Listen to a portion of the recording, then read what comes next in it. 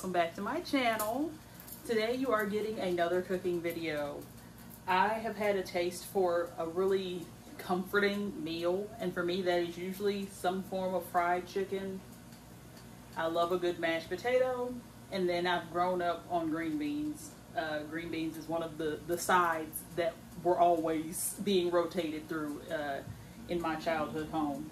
So today we are making smothered chicken thighs with mashed potatoes and green beans. I've already prepped the seasonings for the chicken. I did show you guys that, so I'll insert that footage here. Alright, so first we're going in with our Lowry seasoning salt. I did about 2.5 tablespoons of that, but feel free to do less or more if you like. And then we're going in with the onion powder. I forgot myself here and didn't show it to you first, but here it comes. There you go, onion powder. And now we have the garlic and parsley. We're going to do about 1.5 teaspoons of that. And I hope I said 2 teaspoons for the onion powder, not table, tea. And now we have our complete seasoning, sazon completa. And we're going to do 1.5 teaspoons of that as well.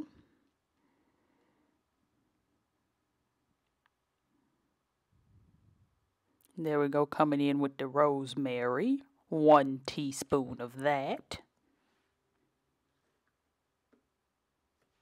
And now we got the dill weed, or just dill, however you prefer to call it. We're doing 1 teaspoon of that. Now we have the cayenne pepper, 1 teaspoon of that as well. And you see I have the salt and pepper sitting there. I did not add that yet, but it will end up in there eventually. Also, this mix is being spread across 3 different things, so it is a lot. And then we have our rinsed and dried chicken thighs. I have 6 of them. And then I also have a plate of flour here to dredge the chicken in, and I did mix a portion of that seasoning mix that I just showed you guys into the flour. So probably about 2 tablespoons of the seasoning mix went into the flour, and then the rest of it is going to go onto the chicken. So let's go ahead and prep our chicken. So we're going to start by drizzling our chicken with a little bit of olive oil, just so that the seasoning will stick a little bit better. You don't need a whole lot. You just want to make sure that every piece has some on it. And I actually am going to remove my rings because I don't want to get chicken goop and seasoning in my rings. So I'm just going to rub in some of that olive oil, massage that in a little bit just to make sure everything is coated. Get a little bit under the skin even. So let's do that. This skin a little bit, and then here. Okay, so then we are going to, my hands are a little gross, hold on. So now we're going to take some of our seasoning mixture here and just shake it over. Make sure there's a healthy coating on every piece. And I'm also going to reserve some of this seasoning mix for our roux. For the gravy, for the smothering. So we're going to go ahead and rub that on. And I will say most of this recipe is me cooking from the heart. I do try to give you a little bit of the measurements for the seasoning, but really it's really to taste. So whatever you think would taste good, put it on there. There's no specifics here.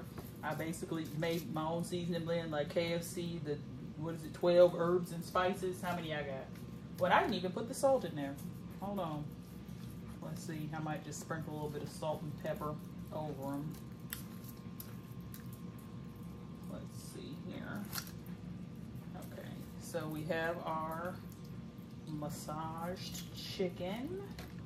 So we're just gonna do a little hit of pepper.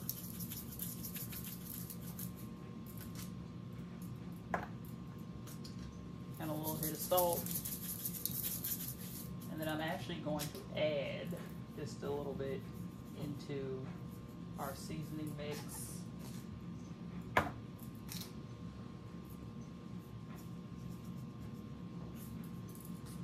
Don't need a whole lot though, because there is some salt, like there's seasoned salt in there, so you don't need a whole lot of salt and pepper. And then we have our dredge here. So go ahead and make sure that's all good to go. And then we're just going to coat our chicken. So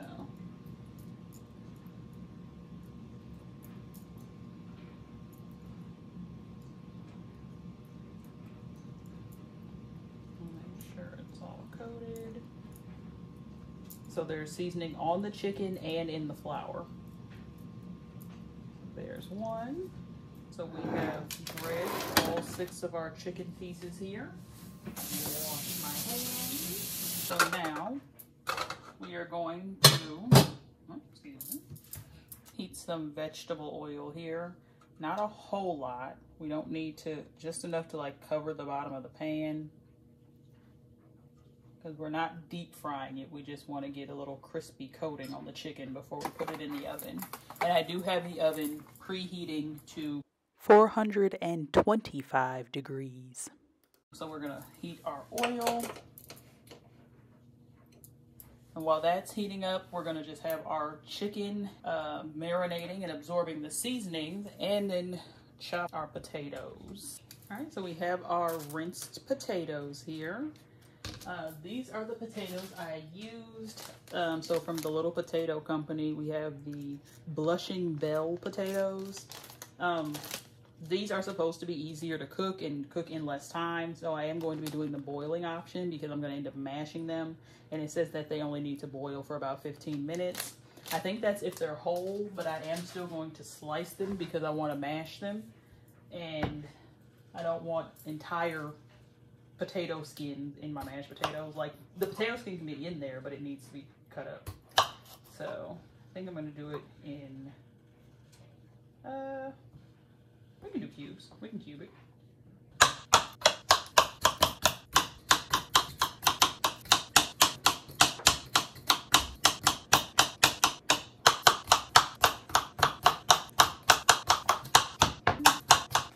We have all of our cubed potatoes, and we're just going to transfer them over to the boiling pot of water. All right, putting the potatoes in carefully because you don't want to splash yourself. Ooh.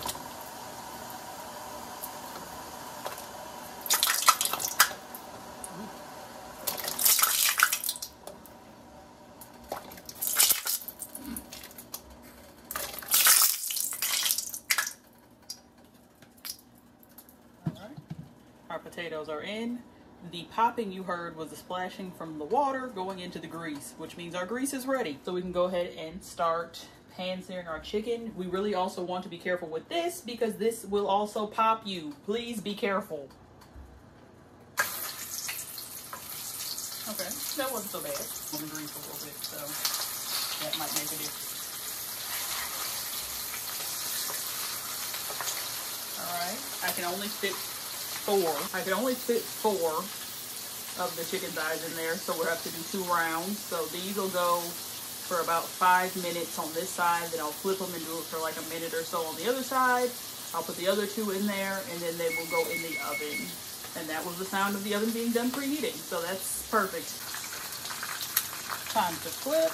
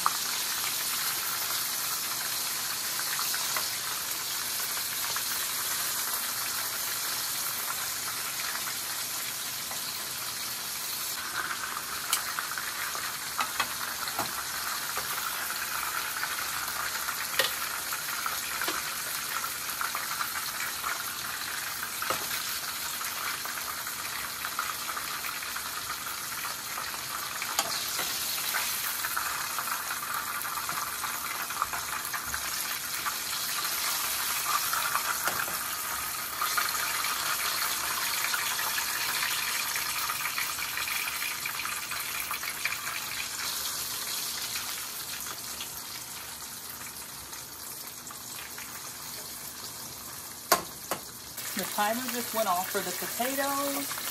So let me grab a fork and see if they're tender. Oh, yeah, that's a pretty tender potato. All right.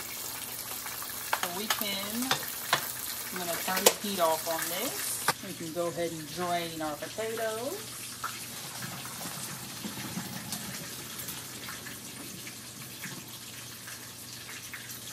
Take them out. And then put them back in our pot for mashing. Go ahead and flip our chicken.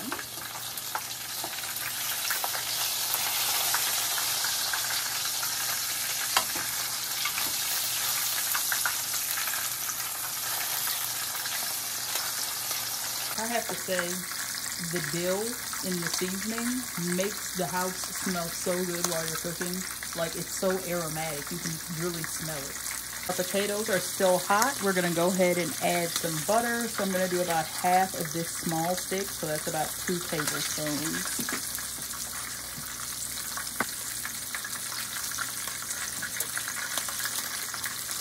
We have our potato masher, so we'll go ahead and mash up the butter into the potatoes. But first, I think our chicken is ready to go back on the pan, so it can go into the oven for about 15 minutes.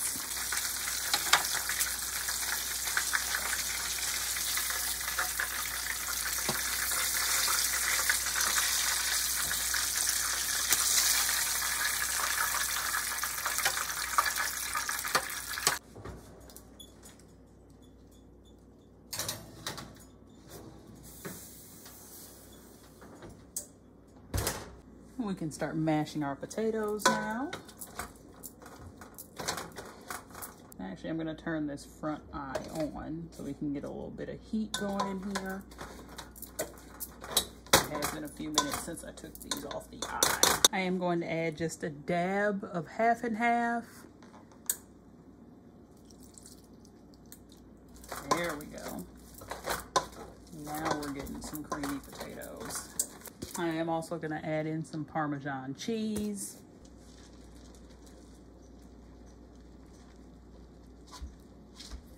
Some salt and pepper.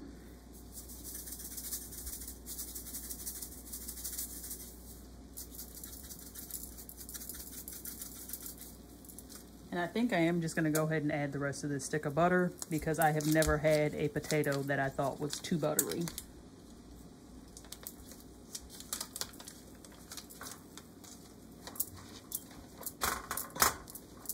Touch more cream.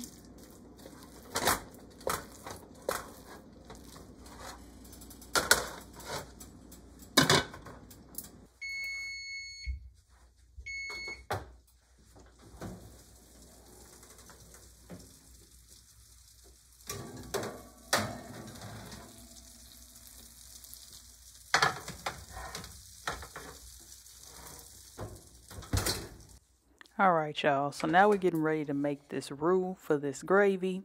I decided to voice over this portion because making a roux is a little stressful and trying to explain it probably would have made me ruin it. So first we're going to go ahead and drop 4 tablespoons of butter into the same pan that we fried the chicken in. You can see there's still some remnants. I've gotten rid of the grease, but there's still some remnants of like the seasoning and like chicken juices or whatever, and that just helps your roux and your gravy to have more flavor because it has the flavor of the meat that was cooked in it. So we're just letting that stick of butter melt. So now I'm just going in with a silicone spatula and scraping the bottom of the pan to make sure all that the little remnants that were in there get incorporated into the butter and aren't just stuck to the bottom. Alright, from this point on, things start to move pretty quickly, which is why I could not talk during the actual filming. So you're going to start off gradually adding your flour into your butter. I have about 4 tablespoons of flour, so 1 part butter, 1 part flour, 4 tablespoons of each. And at this point, you are constantly whisking. If you stop whisking, your mixture will either not thicken or burn. So you're constantly whisking as you're adding in your flour. Now we've added all of our flour and we have a paste-like consistency. You want to make sure you're not seeing any white. You want it all to be this tannish, brownish color. And once you have this paste-like consistency, now you can start adding your liquids. The first liquid we're adding in, and doing this gradually, is 1/3 cup of half and half. So you're going to do just a dab and make sure it's fully incorporated, and once that's incorporated, you'll add the rest. If you add your liquids too quickly, you will break the roux and your gravy will be watery.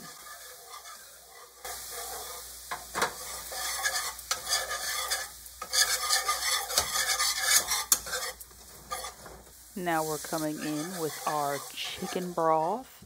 2.5 cups of the broth is what I have here, and still adding that gradually, so you're going to be pouring in increments for a little while since this is a larger amount of liquid. But you can see that our paste is still pretty pasty, but because of the amount of liquid we have here, you can tell now it's getting more loose, but it still has some thick chunks. You want to make sure that once your gravy is, all the liquids are in your gravy, that those chunks have broken down and that you have a smooth consistency. I'm pouring in the last of our chicken broth. As you can see, now our gravy is much looser but still thick. You can see that there's rippling. It's not just water. It is pretty light. It's basically a white gravy. There are things you can add to like darken your gravy, but the color will not necessarily affect the flavor. At this point, I am going to go ahead and add in the seasonings, I believe, whenever I come back on camera. There we go. Oh, yes. Okay, so we're going in with a chicken bouillon cube. There it is, chicken bouillon. And then we're just going to whisk that around until it dissolves. Alright, so now we're going to go ahead and add in just a dab of soy sauce. I know my hand is in the way, but you saw about how much streamed out of the bottle. It wasn't a whole lot. And we're going to go ahead and whisk that in. You can see how thick our gravy is. So it's going to have some substance. Our seasoning blend is making an appearance once again. I did add about 3 teaspoons of the seasoning blend into the gravy. I mixed it in between each addition of a teaspoon. And at this point, your gravy is basically done. You just want to make sure everything is fully incorporated. You will notice that the gravy is getting thicker. That was kind of a my bad. The longer you whisk it and the longer you have it on the heat, the thicker it is going to get. And I was not moving as quickly as I should have been with gathering my seasonings and everything. I thought I had everything prepared, but, you know, things happen. It was still delicious, though. It was just thick. Now comes the smothering. So we're going to add our chicken thighs into the pan with the gravy so that they can simmer together. Since the chicken thighs are cooked now, I was able to fit all 6 in at once, which is perfect. It would have been a little difficult to take some out and then have to put the other 2 in. So it ended up fitting perfectly. They were tight, but they fit.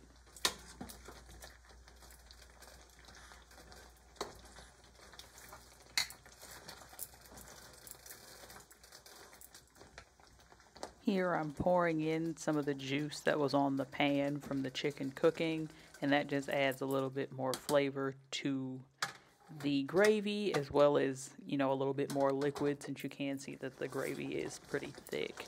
And now I'm just going to go through and cover each piece of chicken so that the top is also coated. And once that's done, I'm going to let that simmer together on low until I finish with the rest of my sides.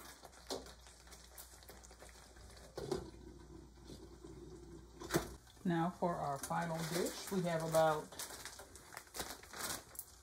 3/4 of a cup of water in this saucepan, and I'm adding these frozen cut green beans. They're actually not frozen anymore, which hopefully won't be a problem, but just gonna pour, you know what, honestly I'm just gonna make the whole bag, I think. Hold on, recommend. Yeah, we're just gonna make the whole bag. We're gonna let that come to a boil before we start adding our seasonings. All right, it's not quite boiling, but it is hot. So I'm gonna start adding in some of my ingredients, seasonings and stuff. So the first thing I'm gonna add is a vegetable bouillon cube. You can half it if you don't like very strong seasoning on your vegetables, but I am kind of a salty, seasoned flavor fiend, so I'm going to drop the whole thing in there and let that dissolve. You can already see it starting to change, make the water change colors.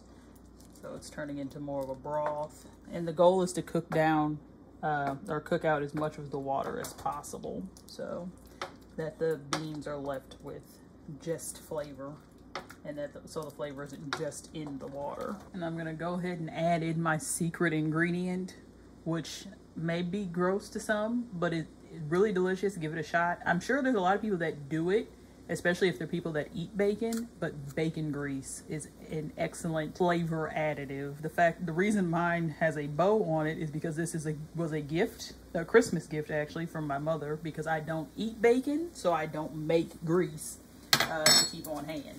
But I am just going to pop this open and get about a spoonful, so about that much, and drop that in. And then we're going to add a little bit of complete seasoning.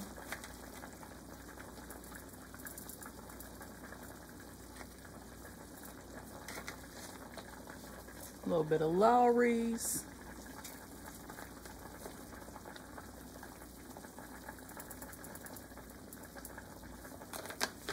Just a touch of salt. We already have salt in there, and I lightly salted the water before I put the green beans in there, so I'm not going to add a whole lot. And then a little bit of pepper. And stir.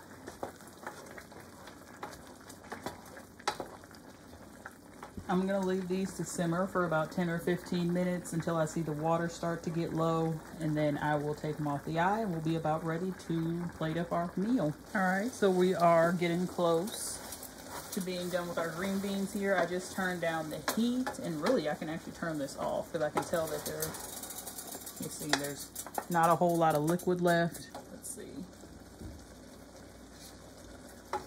Yeah, they're good. Now, I do not suggest doing what I did and letting your green beans thaw before you put them in the pot.